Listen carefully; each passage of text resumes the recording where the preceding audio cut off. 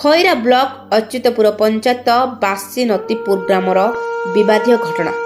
Khaira block Achyutpur panchayat ଅଧୀନ ବାସି ନଦୀପୁର ନିବାସୀ ରମାକାନ୍ତ ବେହେରାଙ୍କ ଗତ 1 ମାସ ତଳେ ବିଲରେ ଧାନ କାଟିବା ବେଳେ ଧାନ କଟା ମେସିନରେ ତାଙ୍କର ଗୋଟେ ଗୋଡ଼ କଟି ଯାଇଥିବା ବେଳେ ଅନ୍ୟ ଗୋଡ଼ରେ କ୍ଷତିଗ୍ରସ୍ତ ହୋଇ ସେ ସହି ଅଛନ୍ତି।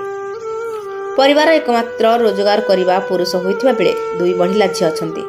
ଜଣେ କଲେଜ ପଢ଼ୁଥିବା ବେଳେ ଜଣେ ଅର୍ଥ ଅଭାବରୁ ପଢ଼ିବା ବନ୍ଦ କରିଦେଇଛନ୍ତି।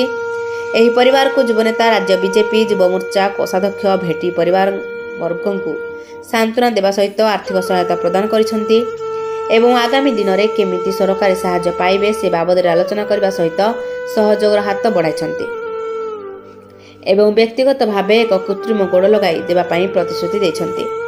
ସାଙ୍ଗରେ ମଣ୍ଡଳ ସଭାପତି ମାନସ ମୁଦୁଲି, ବରିଷ୍ଠ ବିଜେପି ନେତା ମହେଶ୍ୱର ନାଥ, ଯୁବନେତା ଦିନେଶ ଜେନା, ଉମେଶ ଗାହାଣ ଓ ଗ୍ରାମବାସୀ ଉପସ୍ଥିତ ଥିଲେ।